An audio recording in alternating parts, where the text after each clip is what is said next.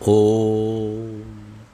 तव कथामृतं तप्तजीवनं कविभिरीरितं कल्मषापहं श्रवणमङ्गलं श्रीमदाततं भुवि गृह्णन्ति ये भूरिदा जनाः। শ্রী শ্রী রামকৃষ্ণ কথামৃত দ্বিতীয় ভাগ, চতুর্দশ খণ্ড, পঞ্চম পরিচ্ছেদ। নাট্যালয়ে চৈতন্য লীলা। শ্রীরামকৃষ্ণ সমাধিস্থ। মাস্টার বাবুরাম নিত্যানন্দ বংশের ভক্ত মহেন্দ্র মুখুজ্জে গিরিশ।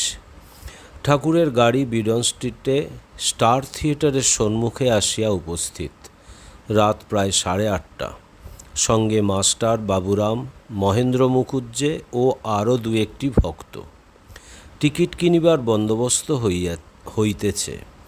নাট্যালয়ের ম্যানেজার শ্রীযুক্ত গিরিশ ঘোষ কয়েকজন কর্মচারীর সঙ্গে ঠাকুরের গাড়ির কাছে আসিয়াছেন। অভিবাদন করিয়া তাহাকে সাদরে উপরে লইয়া গেলেন। গিরিশ পরমহংসদেবের নাম শুনিয়াছেন। তিনি চৈতন্যলীলা অভিনয় দর্শন করিতে আসিয়াছেন শুনিয়া পরম আহ্লাদিত হইয়াছেন। ঠাকুরকে দক্ষিণ পশ্চিমের বক্সে বসানো হইল। ঠাকুরের পার্শ্বে মাস্টার বসিলেন, পশ্চাতে বাবুরাম, আরও দু একটি ভক্ত।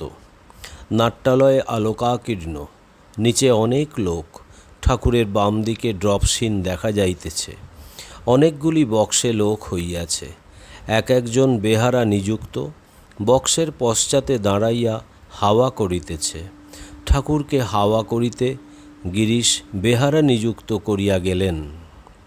ঠাকুর নাট্যালয়ে দেখিয়া বালকের ন্যায় আনন্দিত হইয়াছেন। শ্রীরামকৃষ্ণ মাস্টারের প্রতি সহাস্যে, বাহ, এখান বেশ, এসে বেশ হলো। অনেক লোক একসঙ্গে হলে উদ্দীপন হয়, তখন ঠিক দেখতে পাই তিনিই সব হয়েছেন। মাস্টার: আজ্ঞা হ্যাঁ। শ্রীরামকৃষ্ণ: এখানে কত নেবে? মাস্টার: আজ্ঞা কিছু নেবে না, আপনি এসেছেন, ওদের খুব আহ্লাদ। শ্রীরামকৃষ্ণ: সব মার মাহাত্ম্য। ড্রপসিন উঠিয়া গেল। এককালে দর্শকবৃন্দের দৃষ্টি রঙ্গমঞ্চের উপর পড়িল।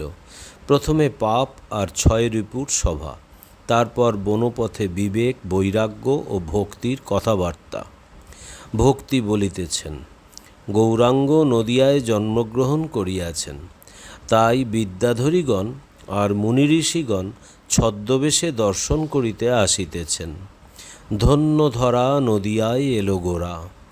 দেখো দেখো না বিমানে বিদ্যাধরীগণে আসিতেছে হরি দর্শনে। দেখো প্রেমানন্দে হইয়া বিভোল মুনিঋষি আসিছে সকল। বিদ্যাধরীগণ আর মুনিঋষিরা গৌরাঙ্গকে ভগবানের অবতার জ্ঞানে স্তব করিতেছেন। ঠাকুর শ্রীরামকৃষ্ণ তাহাদের দেখিয়া ভাবে বিভোর হইতেছেন। মাস্টারকে বলিতেছেন, আহা কেমন দেখো। বিদ্যাধরীগণ ও মুনিঋষিগণ গান করিয়া স্তব করিতেছেন।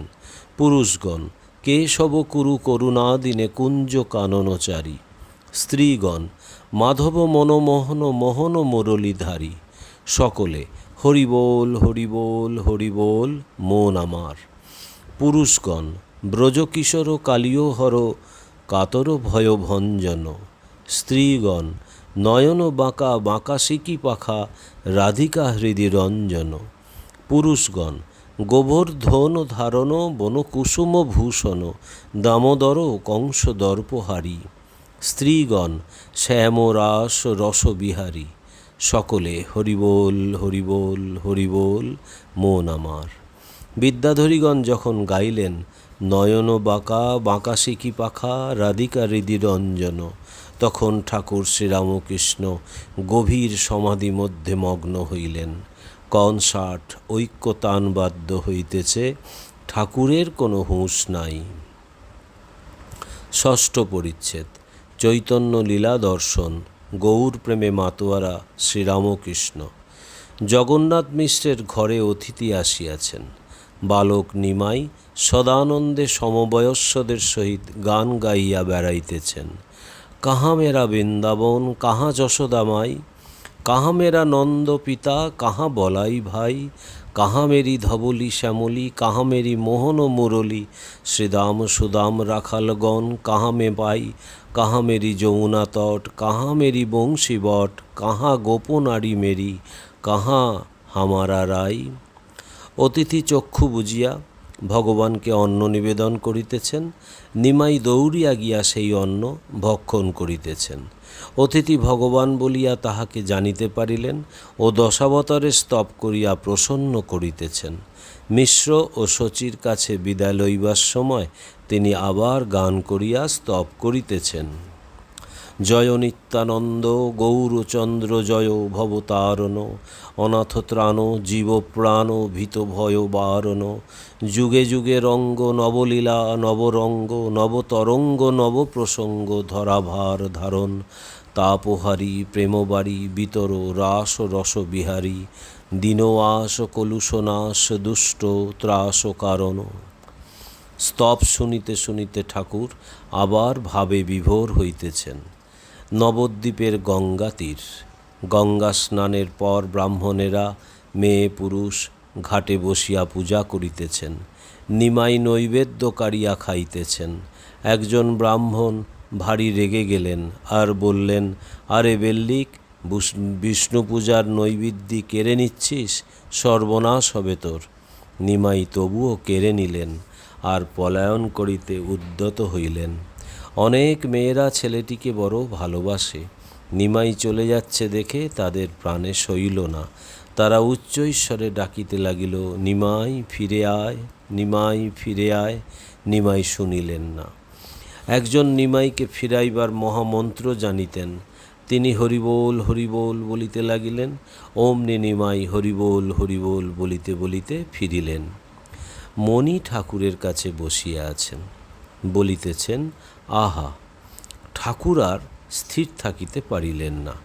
আহা বলিতে বলিতে মণির দিকে তাকাইয়া প্রেমাশ্রু বিসর্জন করিতেছেন। শ্রীরামকৃষ্ণ বাবুরাম ও মাস্টারকে, দেখ, যদি আমার ভাব কি সমাধি হয়, তোমরা গোলমাল করো না, ঐহিকেরা ঢং মনে করবে। নিমাইয়ের উপনয়ন। নিমাই সন্ন্যাসী সাজিয়াছেন। শচী ও প্রতিবাসিনীগণ চতুর্দিকে দাঁড়াইয়া। নিমাই গান গাইয়া ভিক্ষা করিতেছেন। দে গো ভিক্ষা দে, আমি নূতন যোগী ফিরি কেঁদে কেঁদে। ওগো ব্রজবাসী তোদের ভালোবাসি, ওগো তাই তো আসি, দেখো মা উপবাসী, দেখো মা দ্বারে যোগী বলে রাধে রাধে।